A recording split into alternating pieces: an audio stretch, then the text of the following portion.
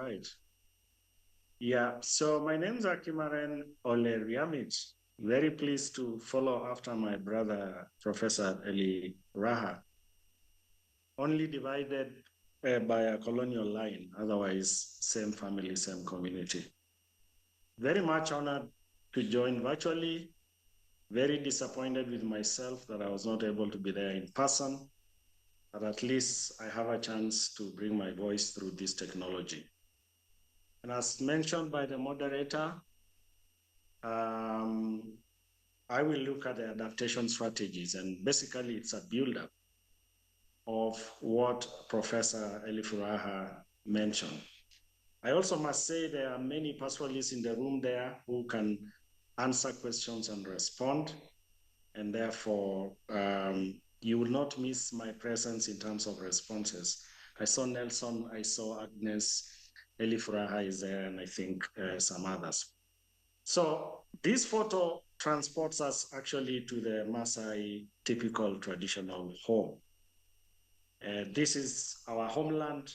This is how we live with our goats, with our landscape, with our basic structures, which speak to our close connection with nature. And I'm trying to scroll. I hope the technology behaves. Yeah, so this is really just to tell us how critical is pastoralism in Africa. 43% of Africa is under pastoral production. Close to 50% of the continent depends on pastoralism and the knowledge of pastoralists. And actually, I think that it's about a quarter of a billion people who rely on pastoralism in the entire Africa region. When you zoom down to East Africa, it's 75% of the landscape of Kenya, for example, is in pastoralism. So pastoralism and pastoralist indigenous people is a big deal. And I think I appreciate the planners for giving this space. And so that, because we need to understand pastoralism in order to see the challenges and the solutions they're looking for. So it's both an indigenous identity, cultural heritage, as well as an economic asset or strategy.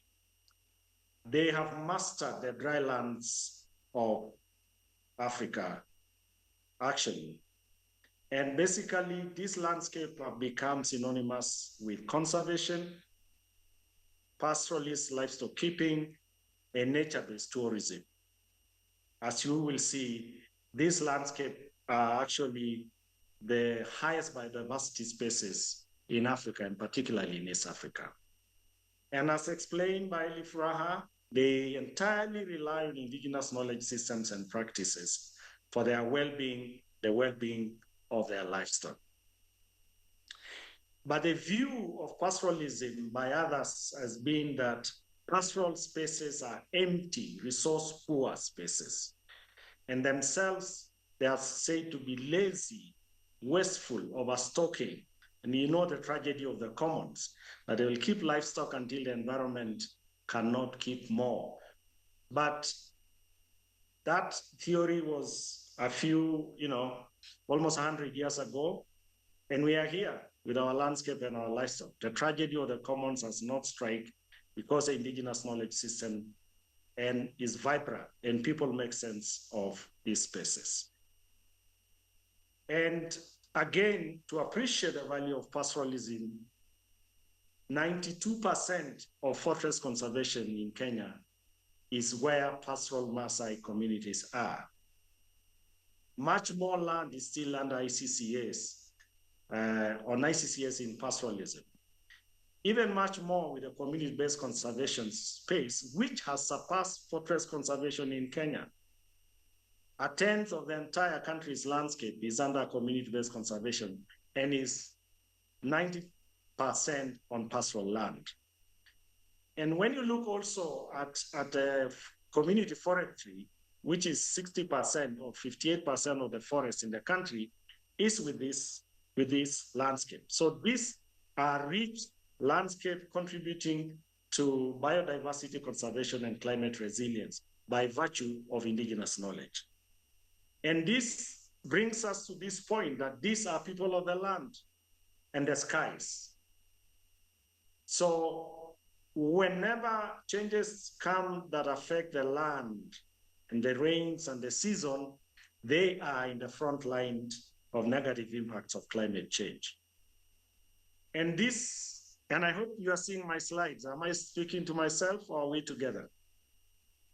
No, we can see everything. We are together. It's okay. Thank you very much. I appreciate it. So this is just a pictorial of how climate change is impacting pastoralists in East Africa. So already the rangelands of East Africa are water scarce, but now climate change exacerbates and worsens the situation. Mobility is a heart of their survival, but in the last drought, we moved further than we have ever gone. We even use trains and trucks, which we have never used. Climate change has created climate refugees among the Ilchamus subtribe of the Maasai. So school going is constrained because they cross the lake to go to school. Livestock herds have collapsed. Some homes have literally closed. And building a herd is an intergenerational undertaking. You don't wake up and have a herd tomorrow. And so climate change is impacting pastoralists in an unimaginable scale and entrenching poverty. But it's not just a direct impacts of negative impacts of climate change that is affecting the pastoral communities in East Africa, but also response measures to climate change that sometimes are false solutions, that are not safeguarded, that do not have a human rights-based approach. Here, communities have been displaced in the name of clean energy in Turkana, in geothermal Rift Valley floor among the Maasais, the Ogek in the Maasai Mao, and carbon markets. And these solutions are becoming the next frontier of land dispossession in Maasai land among pastoralist community. Right now, there are carbon cowboys almost in every village because these communities have conserved their landscape well. They have high carbon sequestration potential in their landscape because of the nature. And therefore, these communities are subjected to these packet-based offset projects, which they have very little capacity to engage. And it will be the next frontier of land dispossession.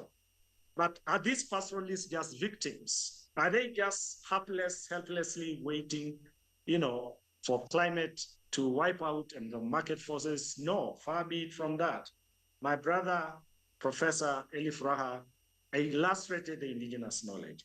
And what we see here is that the indigenous culture of the Maasai is deeply embedded in nature. Every rite of passage has a plant. Herbal medicine is still key.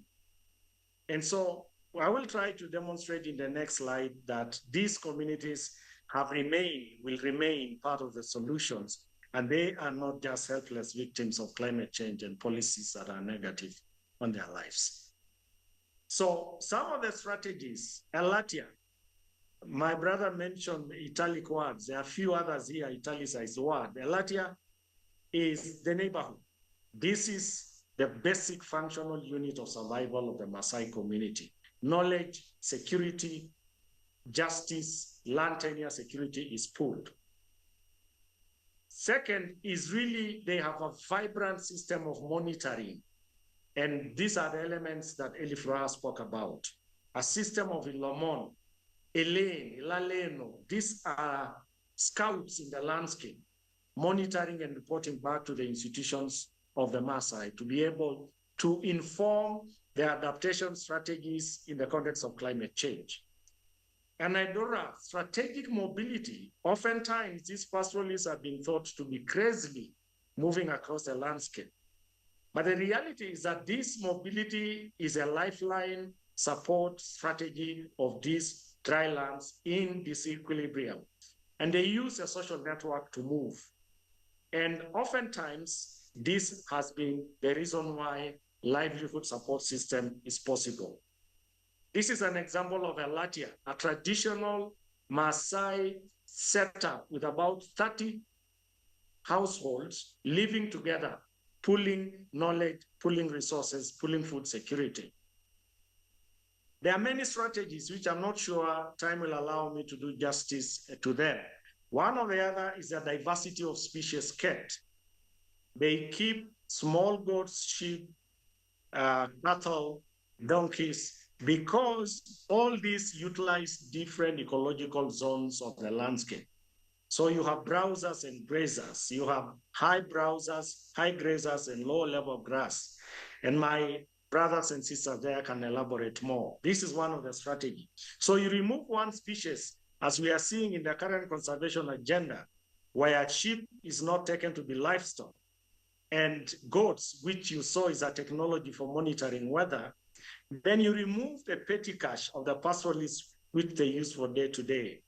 The balance between highlands and lowlands in the mobility, or Supuko is a highlands, or Purkel is a lowlands. So this idea of interconnectedness of the landscapes and interdependence to optimize grazing is another strategy that the pastoralists use.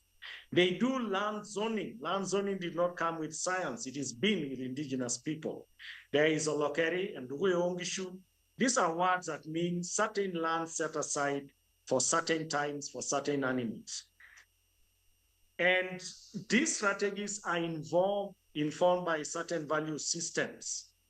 So it's not just about strategy, it's about beliefs and values and practices that they employ. So indigenous knowledge has been elaborated and is connected to food, to healthcare, to clothing, to shelter. It is dynamic, it is questioned by every generation. Beyond the gods, they also study the stars, and it's in songs, in poems. Very rich system of capturing, communicating this knowledge intergenerationally. But also, they know that the landscape and the people are interdependent. There is a connection between nature and people. There is a unison of mutual belonging. And as I've mentioned, it's grounded in the rights, it's reflected in the rites of passage and the totems. Maasai don't eat game meat, for example. That's why wildlife is abundant in their landscape. Reciprocity, returning the gift, not just to people, but to nature, is another principle that makes their landscape vibrant and restores the system. There is institutions of decision-making that enforce these strategies and this belief system. The monitoring system is very vibrant. I don't have time to unpack. This slide shows the herders, the women, the medicine men, the travelers, the council of elders, all these collect this knowledge and is brought to the elders to put into perspective to inform decisions. And so there is also an effort towards diversification of hay banking, of beadwork, of honey, of harnessing water to facilitate a livelihood support system. This is my last slide. And the reality is that we are seeing a recognition of pastoralists and indigenous people's rights in text, but there is a very serious disconnect in the practice of enabling these rights, whether it's in the CBD, whether it's in the climate change, whether it's in the SDGs. Knowledge, rights are inferred to be provided, even access to finance, but the reality is they do not exist. Friends, therefore, as I conclude, just like my friend and professor there, the heart of my call here is to enable self-determination for knowledge, for access to resources, for uptake of indigenous knowledge, and enhance direct access to enable the survival of pastoralists to do their adaptation strategies. Thank you very much for listening to me and the opportunity.